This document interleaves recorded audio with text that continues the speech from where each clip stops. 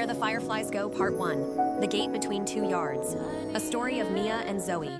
There is a kind of street that only exists in the part of memory you can never quite reach on purpose. You cannot go looking for it. It does not arrive when you call it. It comes on its own terms. In the space between sleeping and waking, in the smell of cut grass on a summer evening, in the particular gold a late afternoon in August makes when it comes through thin curtains and lies down on the floor like it has nowhere else to be. And when it arrives, it brings everything with it. The sounds, the smells, the exact temperature of the air, the feeling, never fully gone, only buried, of being young enough that the world was the size of a single street, and that size was enough. That size was, in fact, everything. Marigold Lane was that kind of street. Please, wait a moment. If you are yet to subscribe to Gaeleeny Diaries, what are you waiting for? Please kindly hit the subscribe button. It means a lot to us. Please kindly hit the subscribe button. We at Gaeleeny Diaries love you, and we value your stay. It sat inside Cedarville, a small town that people from elsewhere sometimes struggled to find on a map, and people from inside it sometimes struggled to imagine leaving. Cedarville had no landmark that drew visitors, no famous son or daughter whose name hung on a sign at the town line. What it had instead was the quieter thing, the thing that does not photograph well and cannot be properly explained to anyone who has not felt it. The particular dignity of an ordinary life, lived close to other people, over a long time. It had a main street with shop fronts that opened at the same hour every morning and closed at the same hour every evening, the way they had since before most of their current owners were born. It had a library that smelled of old paper and radiator heat, a smell that former residents missed first and missed most, without ever being able to say exactly why. It had a community pool that opened every Memorial Day and closed every Labor Day, and in the weeks between was the site of more childhood memories than any other 10 acres in the county. And it had Patsy's Diner, where the coffee was too strong and the pie was better than it had any right to be, and where the same four men played cards at the corner table every Thursday morning, and had done so for so long that the game had become one of the fixed points by which the rest of the town quietly set its clock. And it had Marigold Lane. The lane itself was short. You could walk the whole of it in under 3 minutes if you were the walking with purpose type. But nobody on Marigold Lane was ever the walking with purpose type, because that was not what the street was for. It was for slow mornings and slower evenings. For screen doors propped open so the smell of dinner could find you on the porch before anyone called you in for it. For sprinklers turning lazy arcs across the lawns in the afternoon heat, throwing small rainbows that lasted only as long as you stood exactly where you needed to stand to see them. It was for the ice cream truck that came every Tuesday and Thursday playing the same 4 worn notes, a melody that had stopped being a jingle years ago and had become, instead, a feeling. The specific feeling of being young, with the whole day still ahead of you, and the world exactly the right size to hold in your hands. The houses on Marigold Lane wore their years well. Nobody here was building for grandness. They were building, instead, for permanence, for the kind of home that says, in small daily ways, we are here, we are trying, we have made something of this place, and we are not finished yet. Number 14 had a yellow front door. Sandra Calloway had painted it herself one Saturday in early spring, the year before this story begins. She had stood in the paint aisle of the hardware store on Route 9 for the better part of an hour, holding sample cards up to the light, before she found the color, or rather, before the color found her, the way the right things sometimes do, arriving without announcement and immediately becoming necessary. It was not yellow the way school buses are yellow, or caution signs are yellow. It was the yellow of morning light coming through a thin curtain and lying warm across the floorboards. The yellow that tells you, for no reason you could explain to anyone, that the day is going to be all right. Better than all right, even. She painted it herself, 2 careful coats, because Sandra Calloway was not a woman who waited for things to be done for her. When she finished, she stood back with her arms crossed and her head tipped slightly, the way she looked at things she was deciding about, and something in her chest settled the way it settles when a choice turns out to be exactly right. She went inside and made lemonade and felt, without being able to say why, deeply and completely content. Sandra was 31 that spring. She had decided, long before. She could not have told you the exact day, only that it had been a decision, made once and then renewed every morning since. That warmth was not a thing you were simply born with or without, but a practice, a discipline you chose the way you chose to get out of bed at all. She had grown up close enough to the alternative to know its shape, a house where love was implied but rarely spoken, where affection arrived sideways if it arrived at all. She had looked at that model of a life early and thought, clearly and finally, not that. And she had spent every year since making good on the decision. She laughed the way people laugh when they have stopped monitoring themselves, fully, from somewhere low and unguarded, the kind of laugh that takes over the whole body and leaves warmth behind it like a held door. She kept the porch furnished with 2 chairs and a small table, and she liked being visible from the street in the evenings, liked the possibility that a passing neighbor might stop. Her house, from the moment you stepped inside it, felt like it had been waiting for you. Not arranged for the occasion, but simply built that way, with warmth as its default temperature. She had met James Calloway at a party she had not wanted to attend. He was quiet where she was loud, steady where she was quick. The kind of man who had decided what he believed, and felt no particular need to prove it to anyone. He grew excellent tomatoes. He fixed things with the patient satisfaction of a man who liked the doing of practical work. He loved her openly and without complication, which Sandra had once told Diane was, in fact, exactly what a person needed beside them. Not exciting in the ways that don't last, but solid in the ways that do. They had been married 3 years when this story begins, happy in the way that does not always show from outside. Not the happiness of constant novelty, but the deeper kind that comes from finding the right person and having the sense to know it. Number 16, Next Door, belonged to the Reeves family. Diane Reeves was different from Sandra, the way two very good things can be different from each other. Not better, not worse, not designed to balance one another, but simply, independently, themselves. She was quieter, more interior. She kept a real journal, written by hand in blue notebooks she ordered in packs of 10, and she pressed flowers between the pages for no practical reason she could have named, except that she liked interrupting all that language with something beautiful that needed no words at all. She listened in a way people sometimes remarked on, not passively, but with a deliberate attention that made you feel every word you said had landed somewhere careful, that nothing was lost, that you had been heard the whole way through. She taught English at Cedarville Middle School, and she was good at it the way the best teachers are good at it, not because she performed enthusiasm, but because she loved language itself. Loved what happened when a young person finally found the exact right word for something they had been feeling without being able to name, the small audible click of a key finding its lock.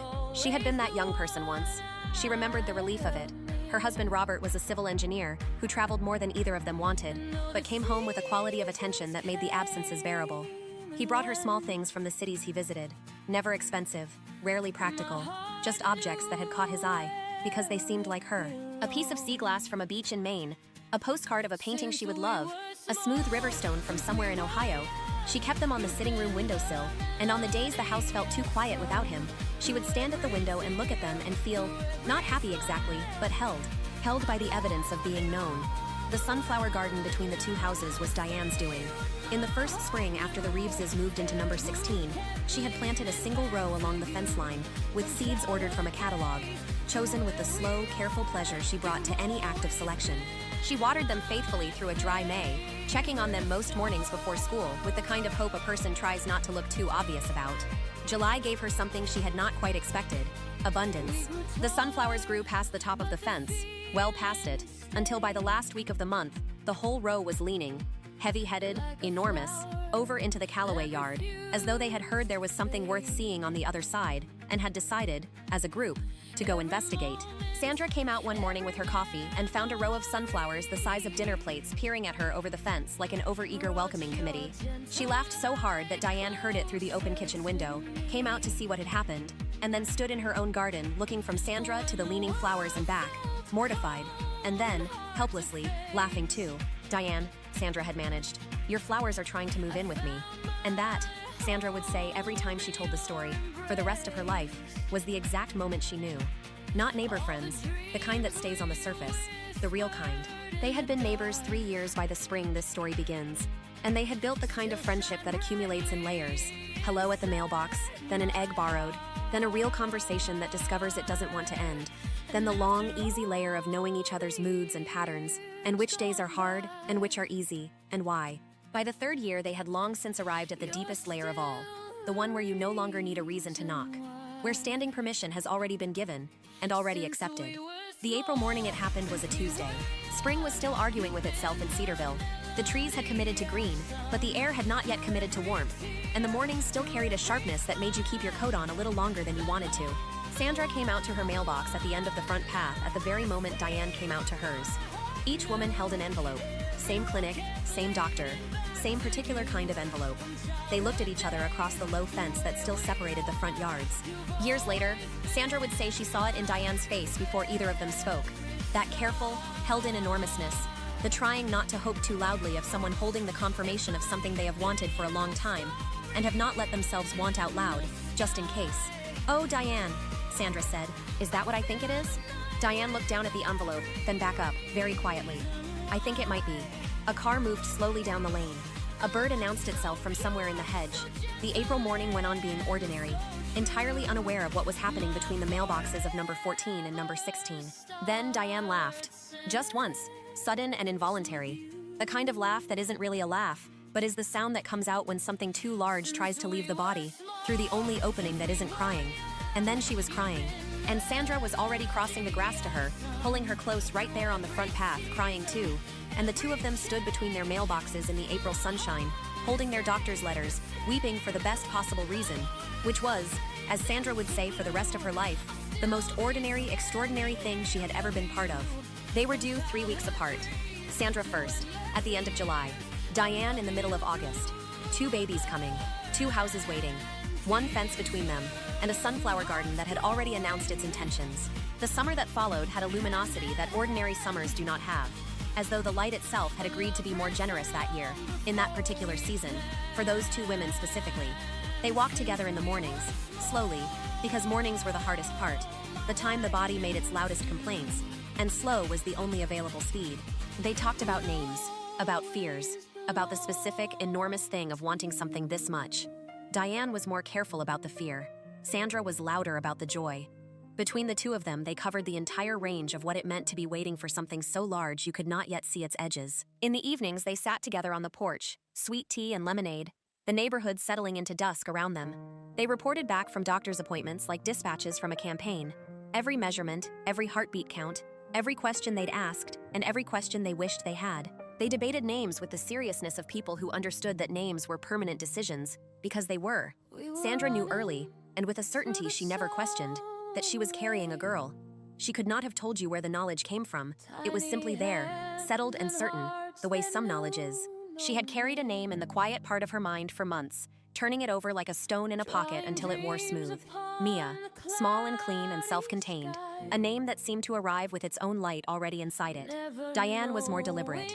She and Robert circled the question the way they circled everything important, coming at it from different angles before arriving. They had a name ready for each possibility, and the girl's name, when they finally settled on it, was Zoe, from the Greek word for life. Diane hadn't chosen it for the meaning. She had chosen it because saying it out loud felt true in her mouth, the way certain words are true before you understand why. She learned the meaning afterward, and felt the particular satisfaction of a rightness that had not been arranged. The heat wave arrived in the 3rd week of July, too fast and too hard, the way New England heat sometimes does, before anyone is ready for it. The air over the road shimmered. The community pool was crowded every afternoon. The ice cream truck did its best business of the year. The whole town moved slowly and dreamed deeply, and postponed everything that could be postponed. Sandra was 9 days past her due date, when the heat wave finally broke. It broke on a Thursday evening, the air suddenly freshening, a breeze moving through every open window in the house, lifting the curtains. Sandra stood in her kitchen and felt it cross her skin, and felt, in the same moment, something shift low inside her, the world quietly reorganizing itself around a new urgency. She said it out loud, to the kitchen, to James in the next room, to anyone who happened to be listening. Now, Mia Renee Calloway arrived at 4:47 the following morning, in the last week of July. 7 pounds, 4 ounces, and hair, a soft, startling fuzz of it, already there at birth, a color the delivery nurse actually paused over before she said, laughing, that she had genuinely never seen a newborn arrive with hair quite that shade. It was pink, not the pale, washed-out pink of a faded ribbon, but a real, rich, undeniable rose-petal pink, the pink of the inside of a seashell held up to a bright window, the pink the sky goes for exactly 4 minutes at the very end of a summer evening. Sandra could not stop touching it. She ran her fingers through that impossible color again and again in the minutes after the birth, as though making sure it was real, as though cataloging a miracle she did not yet have the right words for. Mia came into the world the way she would do almost everything for the rest of her life, announcing herself completely, a full-throated, full-conviction cry that filled the delivery room and made James, who had been holding his breath, by his own private count, for roughly the last 9 hours, finally exhale all the way to the bottom of himself.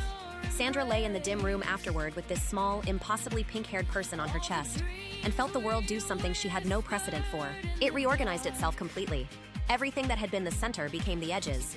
And this small warm weight, this exact and particular person, who had been nobody to her 3 hours before, became the center, permanently, without negotiation. She had expected to love her. She had not expected the specificity of it, that this was not love in the general sense, but love for this exact face, these exact hands, this exact small person, arriving already knowing precisely who it was for. She held Mia close and breathed her in, the smell of a brand new person. Nothing in the world prepares you for it, and nothing replaces it. "Hello," Sandra said, very softly, against that rose-pink hair. "Hello, you. I've been waiting for you." She texted Diane from the hospital, before she had slept at all. "She's here. Mia." She came in screaming like she had something urgent to say. And Diane, her hair. "You have to see it. You're next. I love you." Diane sent back a string of hearts so long it ran 2 lines on the screen, which was so uncharacteristic of Diane that it told Sandra exactly and precisely how she felt. 3 weeks later, on a Thursday evening when the day's heat had softened into something almost unbearably beautiful, the light doing that long gold thing only August evenings do, lying in bars across the lawn, turning everything it touched into something worth painting, Zoe Ann Reeves came into the world. 6 pounds, 9 ounces, lighter than her neighbor by 11 ounces, and quieter in her arrival by a very great measure. And she, too, arrived with hair already there. Not the soft fuzz most newborns carry, but a fine, definite feathering of it, pale and cool and unmistakably green. Not the green of mold or moss, nothing unpleasant about it at all, but the tender new leaf green of a willow in the first week of April, the green of light filtering down through water in a shallow creek.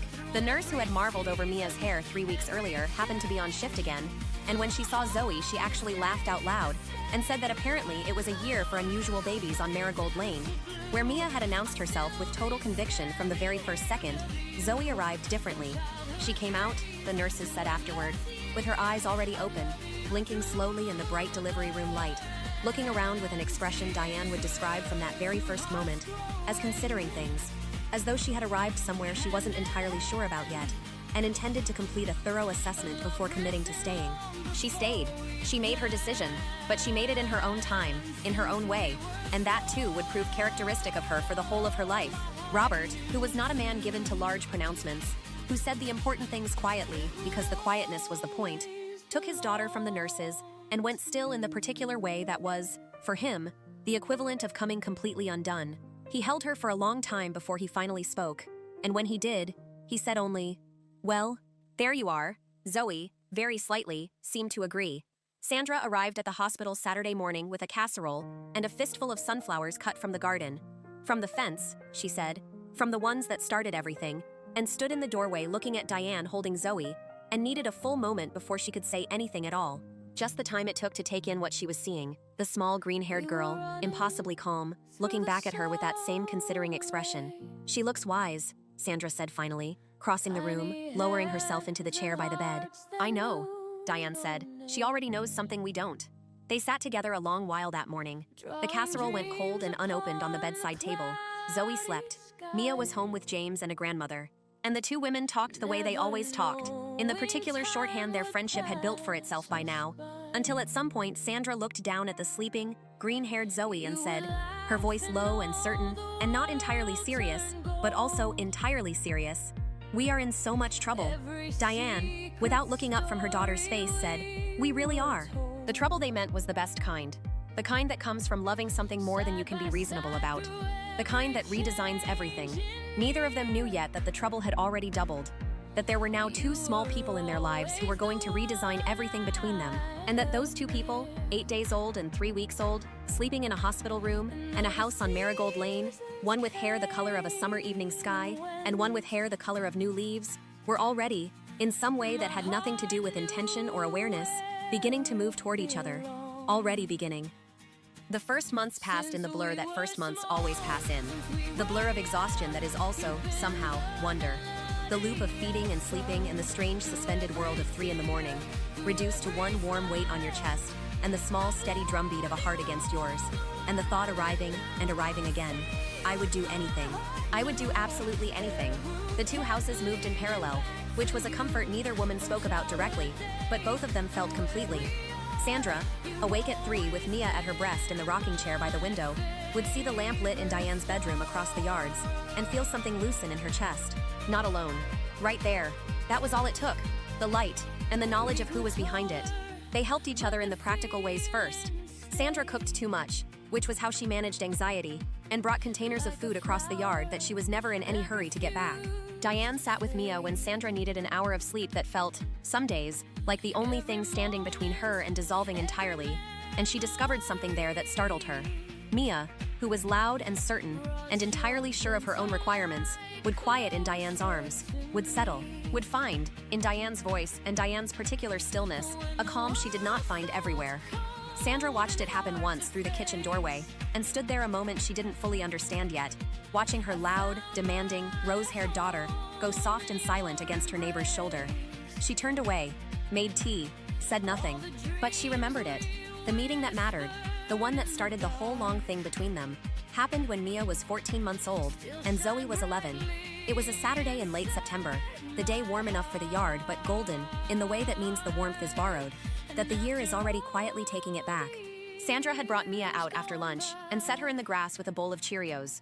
The reliable strategy of a mother who had learned that her daughters need to eat and her daughters need to be in motion could, on a good day, be satisfied at the same time, buying 15 whole minutes in which the morning's accumulated tension could finally drain, and the coffee could be drunk while it was still hot, which had come to feel less like a luxury than a small, hard-won reward.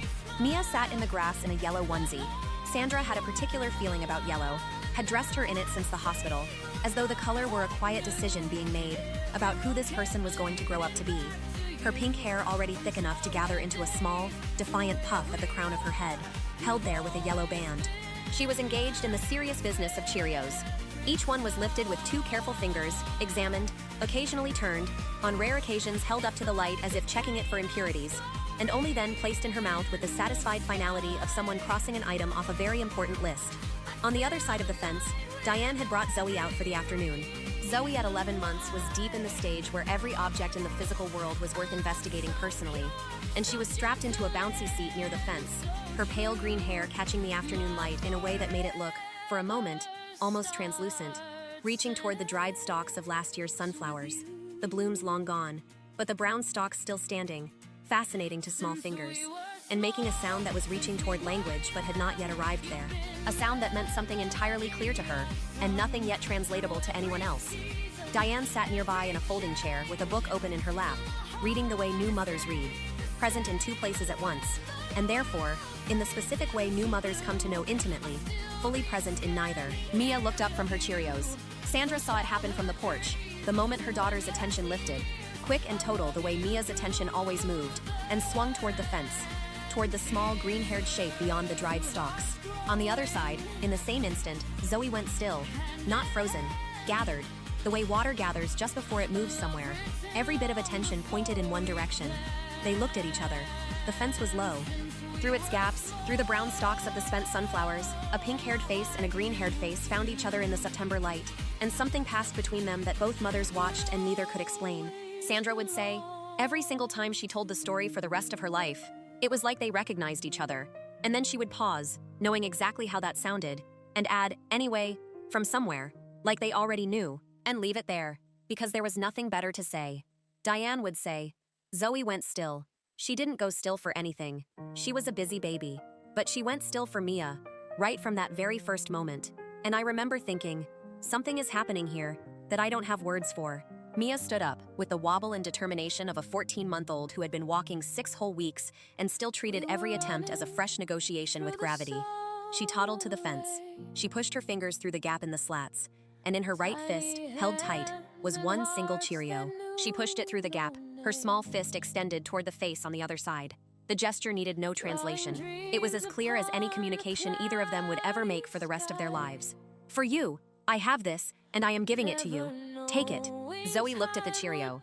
She looked at the hand holding it. She looked at the face above the hand. Open, intent, giving. She leaned forward in the bouncy seat as far as it would let her, which was not far, but was, it turned out, exactly far enough. She reached through the fence with one small hand. She took the Cheerio. She held it a moment, looked at it, put it in her mouth. The sound she made was a sound of such uncomplicated satisfaction, of a need met before it had even known itself as a need, that both mothers felt it somewhere below thought, somewhere lower than language. The sound of precisely the right thing happening at precisely the right time. Mia laughed, a full-body laugh, the kind that starts somewhere deep and comes all the way up and takes over everything.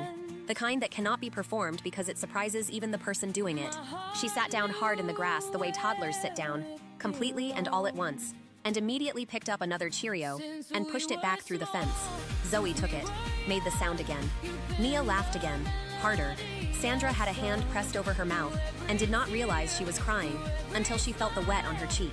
Across the yard, Diane had closed her book without marking the page and sat watching her daughter and Sandra's daughter pass cereal through a fence in the gold afternoon light, wearing the expression she wore only for the things she wanted to keep exactly as they were, before time could blur them, the way it blurs almost everything else. It went on a long while, the exchange. Mia was systematic about it. Examine, extend, receive the sound, receive her own wave of delight, repeat. Zoe was patient and receptive, leaning toward the fence with each offering, as though the fence itself were merely an inconvenience she had decided, politely, to tolerate. They were talking to each other, in the only language they had, which turned out, as it would turn out again and again over the years that followed, to be entirely sufficient. When Mia finally needed her nap and Sandra carried her in, and Diane carried Zoe in on her side, the yard went quiet in the afternoon light. Quiet in a way Sandra noticed differently than she usually noticed quiet. The fence looked different to her, as though something had passed through it and left a mark only she could see. She called Diane that evening, both girls finally down, both women with 5 unclaimed minutes of their own. "Diane," Sandra said. "I know," Diane said. Neither of them needed to say anything more than that. They already knew exactly what they knew. When the gate finally went in, James cutting the section of fence on a Sunday the following spring, Robert holding boards steady and handing him tools, both men trading slow opinions about baseball and driveway sealant while they worked, it was only making official what had already been true for months. The fence had stopped being a fence the afternoon of the Cheerios. It had been purely symbolic ever since. The gate simply gave the symbolism a door to swing on. From the moment the latch was set, both yards became one. It was that simple, and that complete. The girls came to the gate from either side and looked at each other through it. And then Mia, of course it was Mia, who saw an opening and moved toward it with her whole small body, walked through first. Zoe followed a beat behind, at her own pace, the way she followed everything. They crossed straight to the far corner of the new combined yard, sat down together in the grass, and began doing what they always did from then on, which was everything, and also nothing, which was simply being together in a way that had no name yet, but badly needed one. From that day forward, Marigold Lane was one yard, one long, fully inhabited yard with 2 houses anchoring either end, and 2 small people moving between them, with the ease of electrons, of birds, of things that belong equally to both places, and cannot be fully themselves in only one. It held the mud corner, near the old Maple on the Callaway side, where the drainage had always been poor, and the earth stayed wet long after the rain stopped, and where Mia and Zoe spent most of the spring and summer of their second year building things. Roads that became landscapes that became general, glorious mud presences, covering them from the knee down and sometimes higher. Their system of building was already, even then, defined by exactly who they each were. Mia saw the whole finished thing in her head at once and wanted to be there immediately. Now, like this, patting great careless handfuls of mud into shape with total confidence. Zoe did the slow work, the middle parts, smoothing and shaping with the patience of someone who understood, even at 2, that the middle parts were the actual point. Together they built things that neither of them would ever have built alone. They always did. It held the butterfly. In the summer of their second year, a yellow and black butterfly the size of Mia's whole palm landed on one of the new sunflowers Diane had planted along the fence for a second season. And Mia saw it, and did what Mia did with everything, turned the full force of herself toward it, and announced it to the yard, and the street, and anyone within shouting distance of either. Zozo. Zozo, come look, butterfly. The butterfly, Zozo. Zoe crossed the yard, not running, never running, moving at exactly her own pace, and arrived beside Mia and looked at the butterfly, and then did something that had never happened before, and would be remembered forever after. She lifted one finger to her own lips. Shh. Nothing more, just a sound shaped like the thing she needed. And Mia went quiet. Mia Callaway, who did not go quiet for anyone, who had no existing mechanism for quiet, who operated at a volume that had led Sandra to privately question the structural integrity of her own windows, went completely, immediately, voluntarily silent. They stood together at the sunflower a long time, not speaking, not moving, watching the butterfly open and close its wings in the warm air, both of them breathing carefully, as though breath itself might be a threat to something so easily startled. The butterfly stayed. It opened. It closed. It was entirely itself, entirely beautiful, and the 2 of them held still around its beauty, the way you hold still around anything you do not want to disturb. Then it lifted off the flower, rose up over the fence, and was gone into the blue, and they watched the empty air where it had been, until there was truly nothing left to watch. Both of them breathed out at the same time. Mia reached for Zoe's hand and took it, grabbed it really, the way 2-year-olds grab things, the whole hand, every finger, grip without any technique but with absolute and total intent, and held on. She did not have the words yet for what she was feeling. She would not have them for a long time. But the hand grab was the word. The hand grab said all of it. It held the Fireflies. That same August, both girls finally mobile and fully claiming the yard as their own territory. One evening, with both families out on their porches, the Fireflies came up. One first, near the fence, then two, then a slow multiplication out of the long grass at the yard's edge, like a vote being taken and passed with steadily increasing enthusiasm. Mia saw the first one and went very still. The stillness Zoe had given her, the year before, at the sunflower, the understanding that some things asked you to stop moving in order to be properly seen, and said, barely above a breath, Zoe. And Zoe came. They stood together in the center of the yard and watched the Fireflies rise and multiply around them, and neither one spoke. The adults on the porches went quiet too, without anyone deciding to. Everything went quiet. Mia reached for Zoe's hand in the half-dark, found it without looking, and held on, and Zoe held back. They stood there until Diane finally called them in for the night. Even then, they stood a little longer, as though some part of each of them already understood that the storing up of beautiful things was going to matter. Later, more than either of them could yet know. It held the winter mornings, the ones when snow had come overnight, and both girls appeared at the gate at almost the exact same moment, drawn out by some shared internal alarm, calibrated, it seemed, to the same frequency, and stood looking at the yard transformed, every familiar corner buried in white, and then looked at each other instead, and the look between them said everything that needed saying. Then they went back in, together, for hot chocolate. It held the afternoon Zoe found the injured bird, a sparrow, stunned near the fence, one wing held at the wrong angle. Mia's immediate response was Mia's immediate response to nearly everything. Action, motion, the urge to fix it right now. She started toward it. Zoe put out her hand, just the hand, extended slightly, not even touching her, and Mia stopped, because she had already learned, somewhere in the accumulated time of knowing Zoe, exactly what that gesture meant. Slow down. Don't rush this. Let me. Zoe crouched beside the bird without touching it, and was simply, completely still, and the bird, after a while, stopped being frightened, and sat in the presence of this small, quiet person who demanded nothing of it. They watched it for a long time. When it finally flew, not perfectly, listing slightly, but gone, both girls breathed out together, and Mia sat down in the grass beside Zoe, and Zoe leaned her head briefly against Mia's shoulder. Just briefly, just a moment. Neither of them said a word.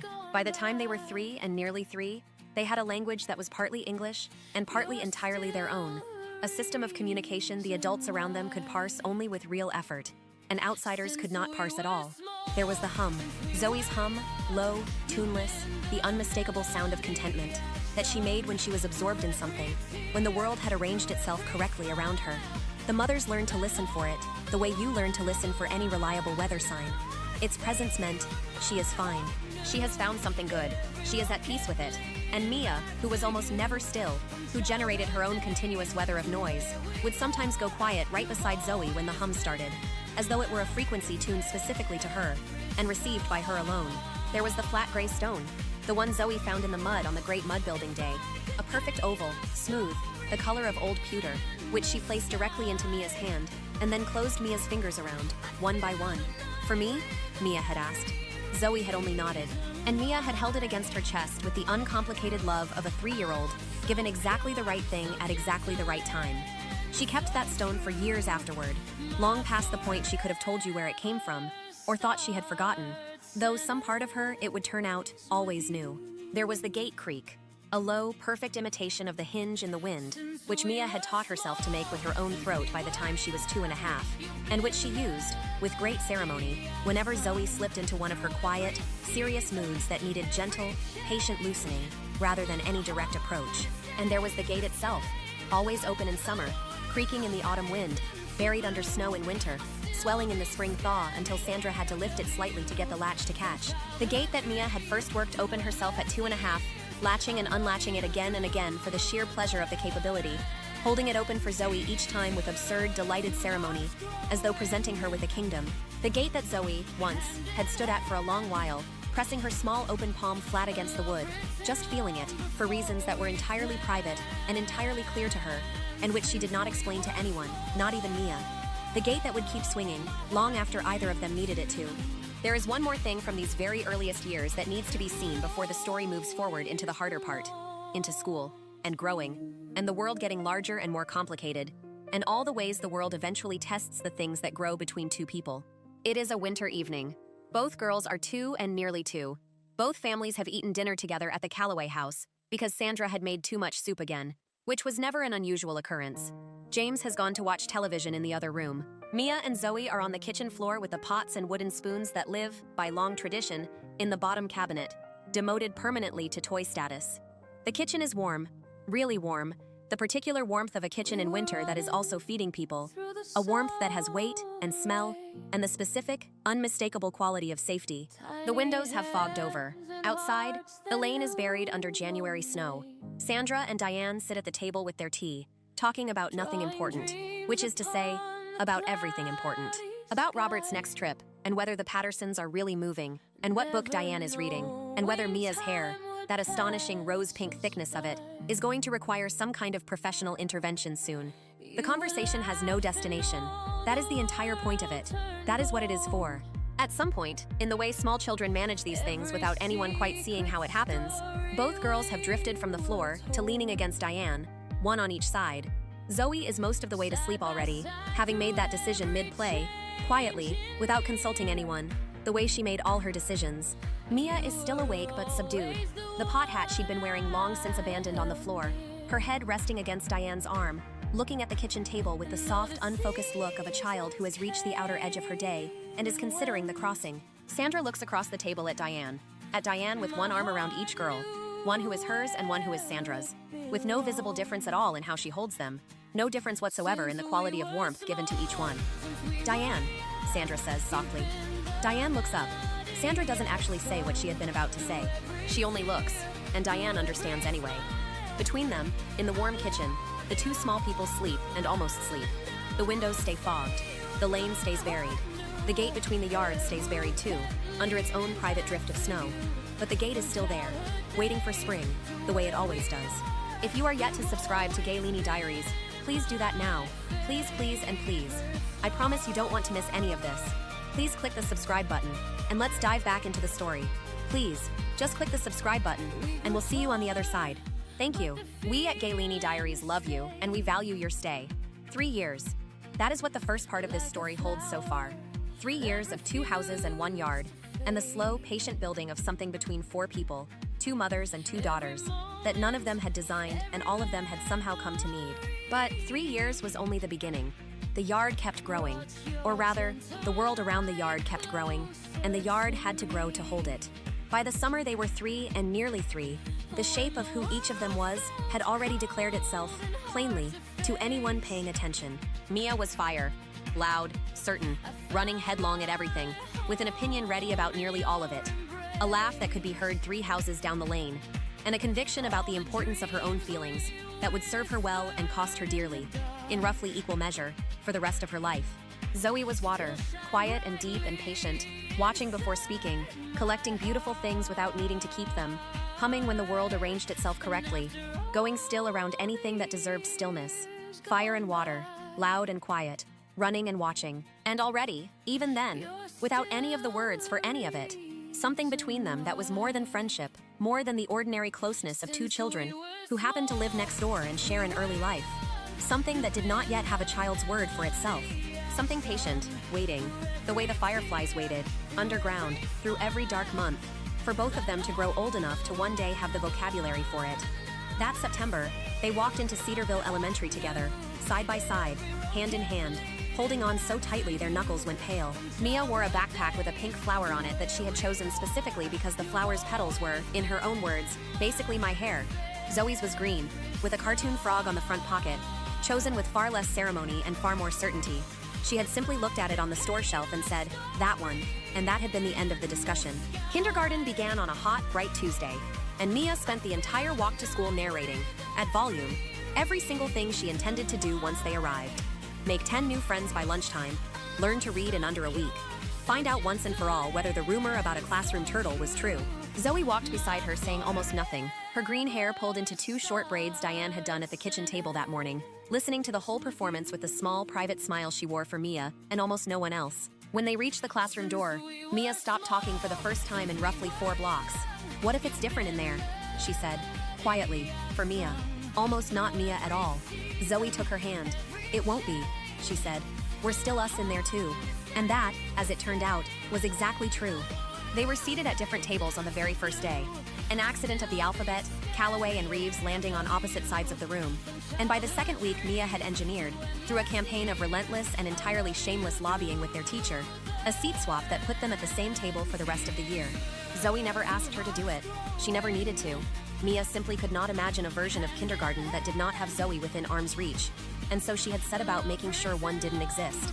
It was that same autumn, when they were 5 and 4, that the sheet tent first appeared. It happened on a warm night in early September, a sleepover that had started at the Reeves house and ended, by unanimous two-person vote, in the backyard instead. Robert and James strung a length of old clothesline between the maple tree and a porch post, and Diane and Sandra draped 2 bed sheets over it and weighted the edges down with stones from the garden border. And inside the small triangular tent that resulted, on a nest of blankets and the one flashlight they were allowed to keep on as long as they promised, solemnly, with hands raised, not to shine it in each other's eyes, Mia and Zoe lay on their backs and looked up at the sheet ceiling glowing faintly with the porch light behind it. "This is the best tent in the whole world," Mia announced, as though there had been other tents under serious consideration, and this one had simply, decisively, won. "It's the only tent," Zoe pointed out. "That's what makes it the best one." Zoe laughed, a real laugh, the kind she rationed carefully and gave away rarely, which made receiving one feel, to Mia, like being handed something valuable. They might have slept right then, both of them worn down from a full day of running, except that at some point past 8, with the flashlight finally off and both of them drifting, a single firefly drifted in, under the gap where the sheet didn't quite meet the grass, and then another, and then, because it was September, and the long grass at the yard's edge was still doing what the long grass did every late summer, 6 or 7 more, blinking their slow gold light inside the small tented dark. Mia sat bolt upright. Zoe, look." Zoe was already looking. They lay back down, side by side, faces turned up, and watched the fireflies drift and blink inside their borrowed tent of sheets and clothesline, as though the insects too had decided this was the best tent in the world, and had come specifically to confirm it. Neither girl spoke for a long while. Mia found Zoe's hand in the dark without having to look for it, the way she always could by then, and held it, and Zoe held back, and that was the whole of it. That was everything either of them needed the night to be. "I want to remember this exactly," Zoe whispered eventually. "Forever." "Then we will," Mia said, with the total, unshakable confidence of a 5-year-old making a promise she had no actual power to guarantee, and meant with her whole chest anyway. They did remember it.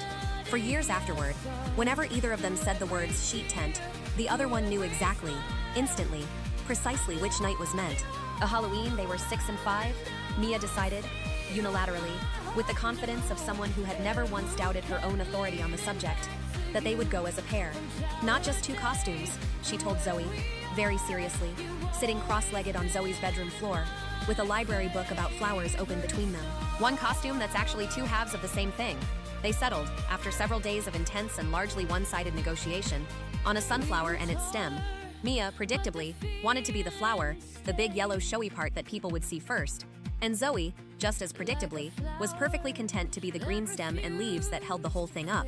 Diane sewed late into 2 nights to get the felt petals right around a cardboard ring that fit over Mia's shoulders like an enormous yellow collar, and Sandra painted Zoe's old green raincoat with broad brushed leaf shapes that, up close, looked a little more like seaweed than foliage, a fact Zoe was entirely unbothered by. They went trick-or-treating up and down Marigold Lane that way, Mia's pink hair tucked under a sunflower yellow knit cap so the whole effect would read properly, Zoe's actual green hair doing most of the costume's work for her, without any help at all, and at every single door, without exception, some adult exclaimed over how the 2 costumes only really made sense standing next to each other. Mia found this enormously satisfying. She made a point, at the 4th or 5th house, of explaining unprompted to a startled older man in a bathrobe that yes, that was exactly the idea. They were one whole thing wearing 2 different parts. Patsy herself, manning a bowl of candy on the diner's front step that year, as she did every year, took one look at the 2 of them coming up the walk and said, "Well, would you look at that?" in a voice that made both girls feel, for one whole evening, like the most important thing that had happened on Marigold Lane in years. Mia lost her first tooth at the kitchen table at the Reeves house, biting down too hard and too suddenly on a piece of cornbread, and the shock of it, the sudden gap, the small unfamiliar looseness where something solid had always been, sent her into a brief, dramatic spiral of tears that had less to do with pain than with simple astonishment. Zoe, 5 going on 6, took the small white tooth from Mia's open palm, with the gravity of someone accepting an important artifact, examined it from several angles, and pronounced, with total certainty, It looks brave, like it did its job. This assessment did more to settle Mia than anything either mother had managed, and by the time the Tooth Fairy's quarter materialized under her pillow that night, Mia had recovered enough composure to spend a full 10 minutes the next morning explaining the entire incident to Zoe in elaborate, embellished detail, despite Zoe having been present for the whole thing and remembering it with considerably less drama. Learning to ride without training wheels happened the same spring. In the lane itself, with both fathers trotting alongside two wobbling bicycles for the better part of an hour on a Saturday afternoon. Zoe got it first. Quietly, without announcement, simply finding her balance somewhere on her fourth attempt, and continuing on as though she'd always known how, leaving Robert jogging behind her, with his hands still half raised toward a bike seat he was no longer touching. Mia took 4 more days, and considerably more falling, and considerably more volume about the falling, before something clicked. But once it clicked completely, and from that week on, the two of them rode the length of Marigold Lane and back, side by side, exactly matched in speed, because Zoe, without ever discussing it, simply never let herself pull ahead. There was a thunderstorm that same June. A real one. The kind that turned the sky the color of a bruise in the middle of the afternoon and sent both families scrambling to bring lawn furniture in. And Mia, who was loud about almost everything and almost never frightened of anything, discovered that thunder itself was the one thing that could undo her completely. She sat curled on the Callaway porch swing during the worst of it, hands pressed over her ears, eyes squeezed shut, and it was Zoe who came and sat pressed against her side without being asked, who didn't try to talk her out of being scared, or tell her there was nothing to be afraid of, but simply hummed, low, steady. The contentment Hume turned, for once, to a different and more deliberate purpose, until the thunder rolled further off and Mia's hands came down from her ears on their own. "You're not scared of anything," Mia said afterward, a little embarrassed, wiping her face with the back of her hand. "I'm scared of plenty," Zoe said. "I just don't make as much noise about it." It happened when they were 6 and 5, the worst fight either of them could remember having, before or for a long while after. The swing in question hung from the old maple, the one with the bright red seat that, by careful positioning and a confident push, went higher than any other swing on the lane. Both girls wanted it on a particular Saturday afternoon, both of them certain they had gotten there first, neither one able to say for sure anymore whether that was even true. It escalated the way arguments between small children escalate, fast and total. And somewhere in the middle of it, Zoe said the thing she shouldn't have said. Not cruel, exactly. Zoe had never once in her life been cruel to Mia. But sharp. The particular sharpness of a child who does not yet understand how much certain words cost. "Fine," Zoe said, her voice gone high and tight with upset. "I don't even want to play with you anymore. I'll find a different best friend." The silence that followed was the worst silence Mia had ever stood inside. She went into the house. She did not slam the screen door. Somehow that would have been easier, less final. She simply let it swing shut behind her, deliberately, quietly, and Zoe was left alone in the yard, with the red swing still moving gently in the breeze, where Mia had abandoned it. Zoe understood what she'd done almost instantly. It landed on her the way cold water lands. All at once, everywhere, impossible to stay dry from. She sat down hard in the grass and did not go after Mia right away, because she already knew, in the particular way she knew things about Mia, that right away was not the right time. Mia needed to feel a thing fully before she could move through it, so Zoe waited. She waited nearly 20 minutes, sitting in the grass beside the still swinging red seat, while the afternoon light shifted, and a cloud crossed the sun, and came back out again, and the birds in the maple changed their conversation 2 or 3 times over. She sat with what she'd said, and let its full weight settle on her, and she did not try to make that weight feel smaller than it was, because making it smaller would have been a kind of lie. And Zoe, even at 5, was not, at the bottom of herself, a person who lied. The screen door opened. Mia came out. You could see she'd been crying, the particular pink that bloomed around her eyes when she cried, a slight thickness in her face. But she wasn't crying now. She crossed the yard and sat down in the grass beside Zoe without a word. "I didn't mean it," Zoe said, quiet, certain. "I know," Mia said. "There isn't anybody else. There's nobody I want instead of you. There's just you." "I know that too," Mia said. They sat together a while longer, not touching, just close, in the particular proximity that meant the same thing as touching. When the light had moved further, and the shadows had lengthened across the yard, Mia said Zoe could have the swing. Zoe said she didn't want it anymore. Neither of them touched it for the rest of that afternoon. They lay back in the grass instead, and watched the clouds and argued, far more gently this time, about what shapes they were making. A dog, a castle, a man wearing what was clearly, Mia insisted, a hat, until Sandra called them both in for dinner. They walked in holding hands. It happened the year they were 7 and 6. Not the ordinary small crying of frustration or a scraped knee, but the real kind. The kind that comes from somewhere deeper, that a child is not usually ready to let anyone see. Something had happened at school that day, the particular, hard-to-explain cruelty that exists only inside the second-grade social world, between a small cluster of girls and the shifting, unstable rules of who was allowed to sit where.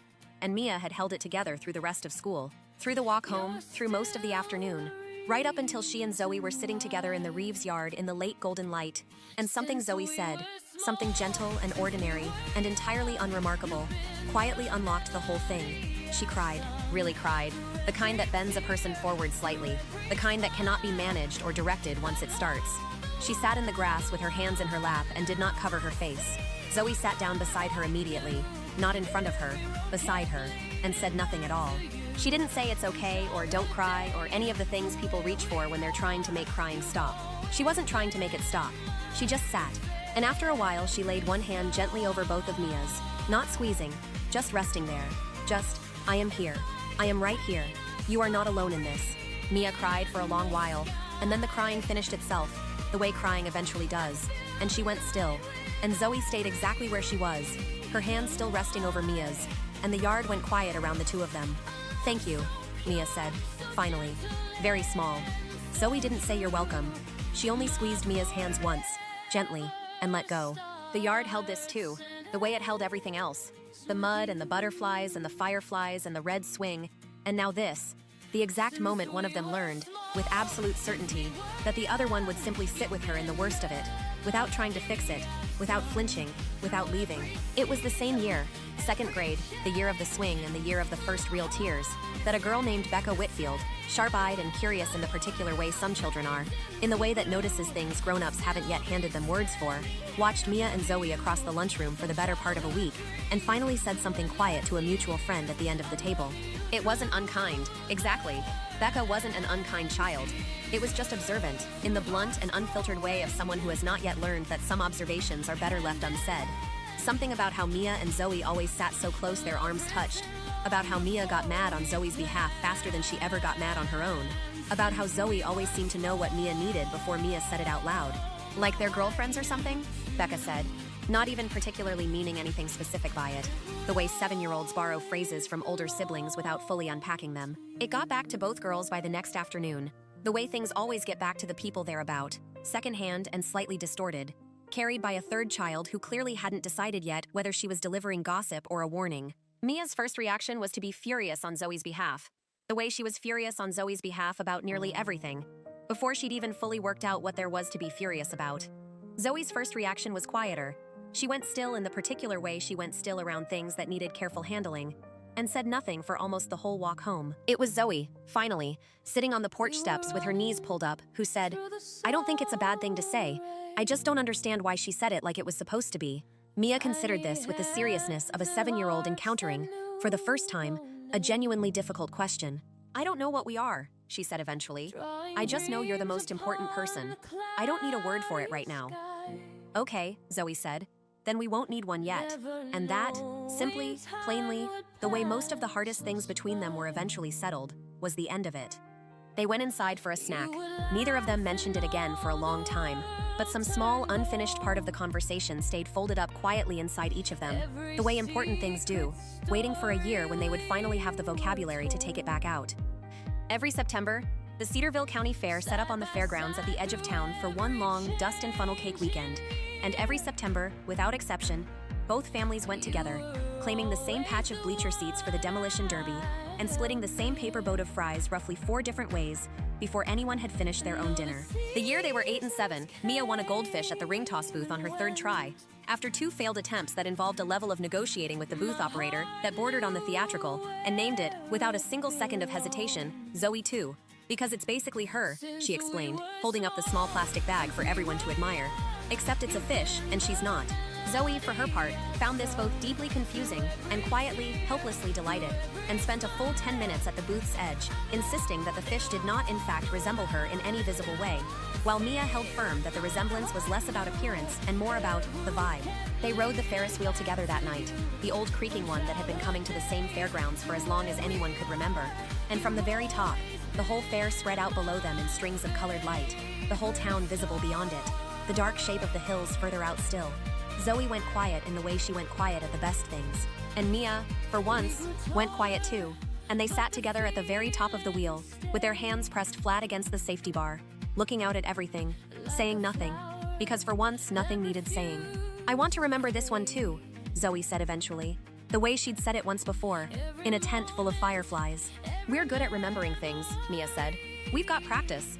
Christmas on Marigold Lane had its own shape by then, worn smooth by repetition, the way the best traditions get worn smooth, the kind that nobody decided on purpose, that simply accumulated, year after year, until it had become load-bearing.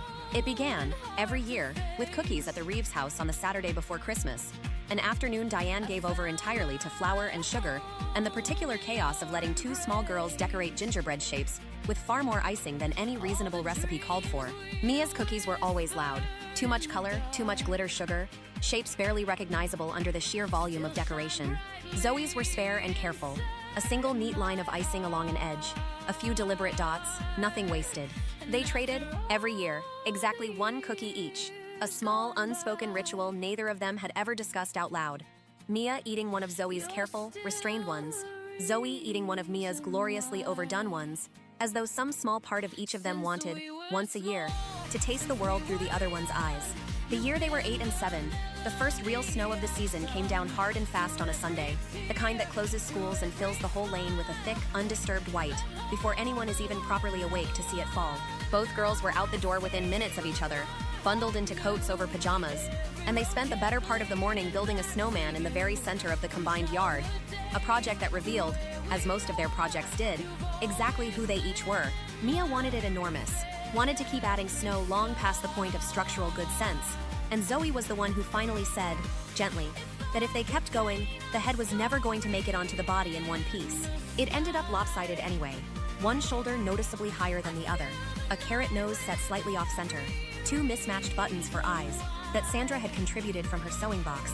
And it was, both girls agreed, looking at it from a few feet back with their mittened hands on their hips, the single best snowman either of them had ever helped build, specifically because it was lopsided, specifically because it looked like exactly what it was, two different people building one thing together, neither of them quite willing to do it the other one's way, and ending up with something better than either version alone. It stood in the yard for 9 days before it finally collapsed sideways into a heap, and both of them mourned it, briefly and with great solemnity, before getting distracted by the much more pressing business of a fresh layer of powder the next morning. The summer they were 8 and 7, both mothers signed both girls up for lessons at the community pool, in the long, sun-warmed weeks between Memorial Day and Labor Day that the whole town seemed to organize its calendar around. Mia took to the water the way she took to almost everything, immediately, loudly, with more confidence than caution, launching herself off the side before the instructor had finished the sentence explaining what they were about to do. Zoe was slower, more careful, standing at the pool's edge for a long moment each time, before she finally lowered herself in, methodical about every stroke until it was right. It was Zoe, in the end, who became the better swimmer, quietly, without announcing it, the same way she'd learned to ride a bike, gliding smooth and unhurried lengths of the pool, while Mia splashed gamely along beside her, a half length behind, refusing every single time to admit she was being outpaced. "You're not even trying hard," Mia would insist, treading water, slightly out of breath. "I'm trying as hard as you, I'm just not making it look like work," Zoe would say, and then duck under before Mia could argue back. That same summer, the treehouse began. An ambition that started as a single board nailed crookedly between two branches of the old maple by James, just to see, and grew, over the following 2 full summers, into something genuinely worth the name. Robert drew the actual plans on a yellow legal pad after Mia complained, with great indignation, that the first version wasn't even a house, it was just a board. And the two fathers spent a slow, satisfying string of Saturday afternoons building walls and a real floor and, eventually, a small window with an actual shutter that Zoe could close when she wanted privacy, and Mia, characteristically, almost never did. The girls helped, which mostly meant handing up nails that weren't asked for, and providing a steady, overlapping narration of how the whole project ought to be going. But by the second summer, when it was finally finished, a real treehouse, with a rope ladder and a floor that didn't creak alarmingly, and a roof that kept out all but the very worst rain, it became, instantly and permanently, theirs. Not the yards, not the gates. Theirs specifically, in a way nothing else on Marigold Lane quite was. They kept a tin box up there with things that mattered to no one else in the world. The flat gray stone, a pressed sunflower petal gone thin and brown with age, a single firefly-shaped bead from a craft project, a folded note in handwriting too young yet to be fully legible, which neither of them could later agree on the actual content of. only that it had felt important enough, at the time, to save. Every year, the same 3-week gap between Mia's birthday in late July and Zoe's in mid-August. And every year, by the time they were 9 and 8, a tradition so fixed it had stopped feeling like a tradition and started feeling simply like the natural order of the calendar. Each girl got to plan one single, specific part of the other's birthday, the part that was entirely her own contribution, decided weeks in advance, and kept as a closely guarded secret until the day itself. Mia's contribution to Zoe's birthday, without exception, every single year, was the cake's decoration. Something Zoe, for her part, found a little terrifying and a great deal delightful, since Mia treated the assignment with the gravity of a state commission and produced increasingly elaborate, increasingly chaotic results, culminating the year they turned 9 and 8 in a cake depicting, in extremely loose interpretation, a firefly-filled night sky, executed mostly in green and yellow frosting, that Zoe declared, eating a slice that more closely resembled abstract art than dessert, the best cake anyone has ever made me. And also, I have no idea what most of it is supposed to be. Zoe's contribution to Mia's birthday was always quieter and always landed harder. A single handmade gift, never store-bought, never explained in advance, that somehow, every year, turned out to be exactly the thing Mia hadn't known she wanted until she was holding it. A drawing, a pressed flower under glass. The year they turned 9, a small cloth bag Zoe had sewn herself, lopsided seams and all, sized perfectly to hold one particular flat gray stone that had, by then, lived in a tin box in a treehouse for the better part of 6 years. You didn't have to make a bag for it, Mia said, turning it over in her hands. It already had a home. Now it has 2, Zoe said. One for up there, and one for wherever you are. Mia didn't have an answer for that. She put the stone in the bag, and put the bag in her pocket, and kept it there for the rest of the day, reaching in, every so often just to touch it, as though checking that something important hadn't slipped away while she wasn't looking. There were other things too, smaller than birthdays, smaller than the fair or the treehouse, the kind of things that never get their own chapter in anybody's memory, but somehow end up holding the whole story together anyway. The way mortar holds bricks without anyone ever admiring the mortar itself. There was the bracelet-making summer, the one they were 9 and 8, when a box of plastic beads from a yard sale turned into an entire economy on the back porch. Strands and strands of them, traded and restrung and argued over with great seriousness, until they finally settled, after several failed prototypes, on a single matching design. One yellow bead and one green bead, alternating, with a single clear bead in the very center that Mia insisted had to represent the space between us. Except it's not really empty, it's just clear, so you can still kind of see through to the other side. Zoe had looked at her for a long moment after that explanation, and then simply nodded, because there was nothing to add to it. They wore those bracelets every single day for the rest of that summer, replacing the string twice when it frayed, refusing every offer from either mother to simply buy a sturdier version from the craft store. Because the whole point, Zoe said, was that they had made it themselves, and a thing you made yourself was supposed to wear out a little. That was how you knew it had actually been used. There was the stargazing, which started almost by accident one warm night, when the power went briefly out on the whole lane, and both families ended up sitting together on blankets in the yard waiting for it to come back, and which turned, over the following summers, into a deliberate, recurring thing neither girl would have admitted to planning, except that it kept happening on clear nights anyway.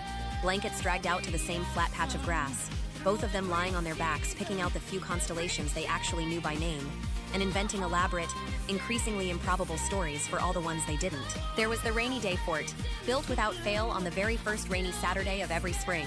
Every couch cushion in both houses conscripted into service, draped sheets strung between the backs of chairs, an entire small civilization constructed in the Reeves' living room, out of materials that would all have to be put back by dinner time. There was the way Zoe always ended up in charge of the blueprint, sketching the fort's shape on a scrap of paper before they started, and the way Mia always ended up in charge of morale, narrating the whole construction process as though it were a matter of urgent historical record. There was the sick day rule, unspoken but absolute.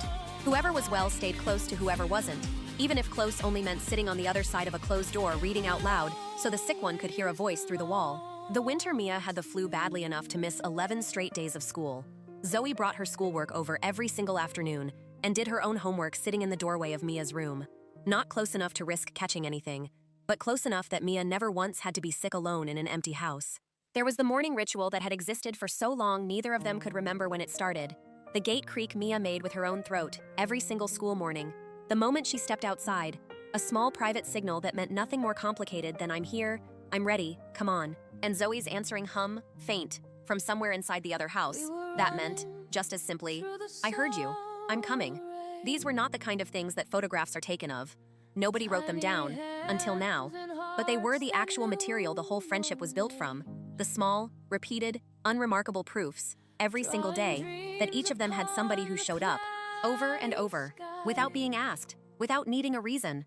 What they never knew was that they had built something beyond just friendship, something their innocent heart couldn't quite figure out at their age. Love. It began on a Wednesday night, when Mia was 10 years old, on the third step from the bottom of the staircase. She had come down for a glass of water and stopped there instead, because she heard her mother's voice through the kitchen door, low, careful, the particular tone Sandra only used for things she was trying to hold gently, saying into the phone, "I know. I can't imagine. How is Zoe taking it?" Mia did not go into the kitchen. She sat down on the step instead, and listened, and understood, the way 10-year-olds understand the bad news they were not supposed to overhear yet. All at once, fully, with a cold clarity none of the adults trying to protect her from it had wanted her to have so soon. Diane's mother was sick, really sick, the kind of sick that meant Diane needed to go back to Connecticut to help take care of her, and home, for the foreseeable future, would not be Marigold Lane. Home would be a different house, in a different state, 437 miles away. Mia counted the miles herself, later that same night, typing the route into the family computer, with a steadiness she did not actually feel anywhere inside her. 437 miles. They had 3 weeks. Those 3 weeks had a texture Mia would spend years afterward trying to describe properly, and never quite manage. The closest she ever got was ordinary and unbearable, at exactly the same time, in exactly the same moment, over and over. Ordinary, because they still walked to school together every morning, still did homework at the same kitchen table, shoulders almost touching, still climbed the rope ladder to the treehouse most afternoons, and argued, gently, about nothing important. Still went to the library on Saturday mornings, where the librarian had long since stopped asking whether they intended to actually borrow anything, since the answer, every single week, was that they mostly just wanted to sit in the reading nook together until someone's mother came looking for them. Unbearable, because underneath every single one of those ordinary things was the counting. Every day was a subtraction now. Every ordinary thing was also, secretly, a last time, and they both knew it, in their bodies if not yet fully in words, knew it in the way they had each become, without discussing it, slightly more careful with each other, slightly more present, the particular attentiveness that arrives only once you understand you are about to lose something. They went to the pool on what both of them, separately and without saying so, understood would be the last time. Zoe swam her smooth, unhurried lengths, and Mia kept pace half a body behind her, the way she always had. And afterward, they sat on the hot concrete with towels around their shoulders, and didn't talk about the fact that this particular pool, on this particular Tuesday, was the last one of its kind either of them was going to get. They climbed up to the treehouse on what turned out to be the second to last afternoon, and went through the tin box together, item by item, the flat gray stone, now permanently kept in its small lopsided cloth bag, the pressed sunflower petal, gone thin and the color of old paper, the firefly bead, the folded, illegible note from years before. Mia wanted to take everything. Zoe, more practically, suggested they split it instead, half and half, so that each of them would always have a piece of what the box had held. They argued about who got the stone, gently, the way they argued about everything by then, until Zoe finally said that the stone had been hers to give once already, and it had always really been Mia's, and that settled it. They helped pack boxes together too, in the second week, which turned out to be its own particular kind of hard. Diane handed them a roll of tape and a marker and set them loose on the bookshelf in Zoe's room, and what should have taken 20 minutes took most of an afternoon, because every third book turned out to be one Mia remembered being read aloud, or one they'd fought over borrowing, or one with a corner still bent from the time Zoe fell asleep on it in the treehouse. They wrote labels on the boxes that started out practical, books, blankets, kitchen, and slowly stopped being practical at all, until one box, full of nothing but stuffed animals from both houses that had somehow migrated permanently to Zoe's shelf over the years, simply read, in Mia's handwriting, "These lived here too." Diane found that box later, taping it shut herself, and had to sit down on the edge of the stripped bed for a minute before she could finish. The Friday of the second week, the whole lane did something nobody had organized in advance, and everybody somehow showed up for anyway. A goodbye gathering that started as Sandra bringing over one more casserole and ended, by early evening, with half of Marigold Lane standing in the combined yard with paper plates, the Pattersons and the Whitfields, and the elderly Hendersons from number 20, all crowded onto a lawn that had spent 10 years belonging mostly to 2 little girls, and a fence that wasn't there anymore. Patsy herself came, off the diner clock for once, and brought a pie, and stood for a long while next to the sunflower stalks talking quietly with Diane about nothing in particular, the way people do when they don't quite know how to talk about the thing that actually matters. Mia and Zoe slipped away from the adults partway through, the way they always slipped away from anything that wasn't actually about the two of them, and climbed up to the treehouse one more time, just to sit there together above all the noise of the goodbye happening below them.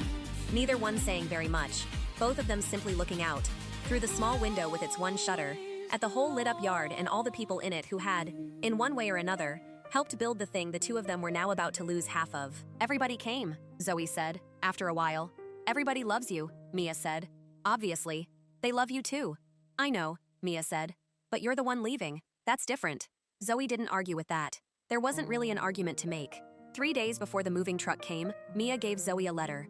She had written it at her desk on a Thursday night after everyone else in the house was asleep, in the only quiet large enough to hold what she needed to say.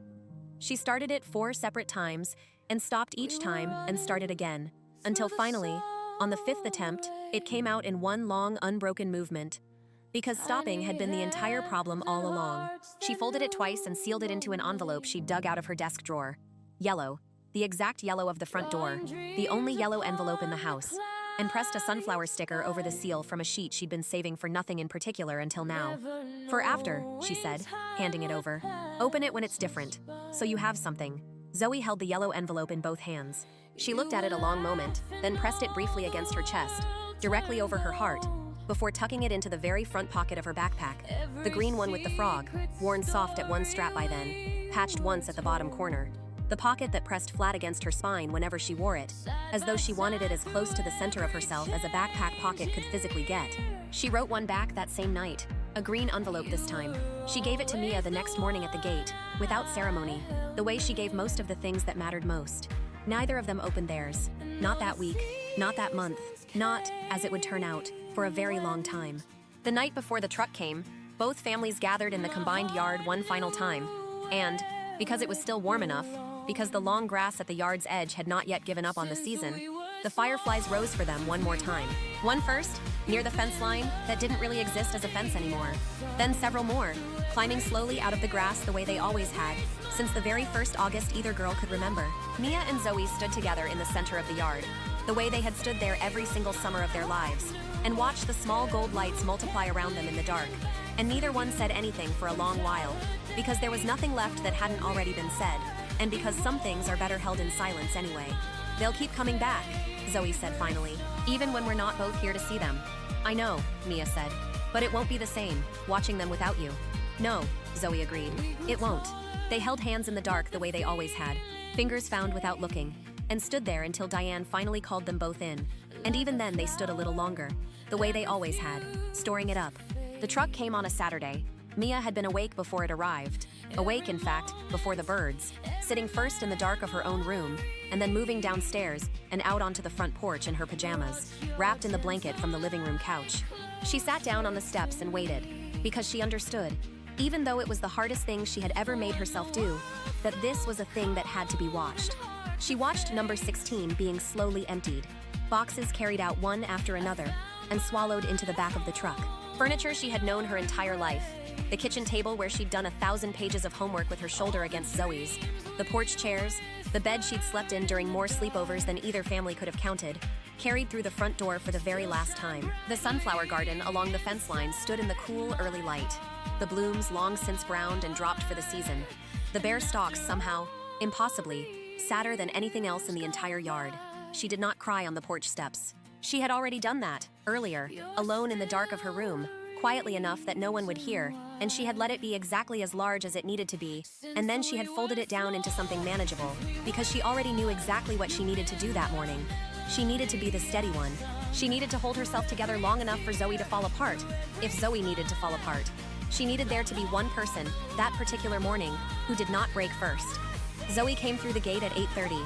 She came the way she always came, through the gate, across the grass, as though the yard were still exactly as it had always been, as though the gate were still simply the gate.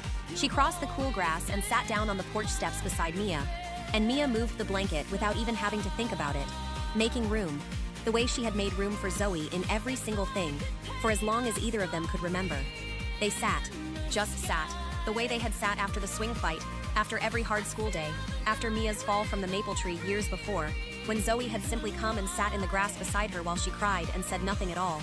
They had a whole history of sitting beside each other through hard things. This was one more hard thing. They knew exactly how to do this part. For a long while, neither of them spoke. The truck went on being loaded. People moved back and forth in front of number 16. The October morning was clean and cold, the sky a pale, washed blue that only October seems to manage. "I don't want to go," Zoe said finally. Her voice was low, and it was breaking, and she was not trying to stop it from breaking. That was Zoe, all the way through. She had never once performed a strength she didn't actually have. "I know," Mia said. "I feel like I'm leaving part of me here," Zoe said. "Like I'm going to be missing something. For a long time." Mia's voice, when it came, was steady. It cost her something to make it steady, more than Zoe would ever fully know, but she made it steady anyway. "Then leave it," she said. "It'll be here. I'll keep it. I promise." Zoe turned to look at her. Her eyes were full, and there were tears on her face she made no move to wipe away. She looked at Mia the way she had always looked at Mia, all the way through, nothing held back, the full undivided force of her attention, which was more than most people ever managed to give, and more than most people ever received in an entire lifetime. And Mia looked back at her the exact same way. She looked back with everything she had left. When Diane came out in her coat and said gently that it was time, Zoe stood up. Mia stood up too.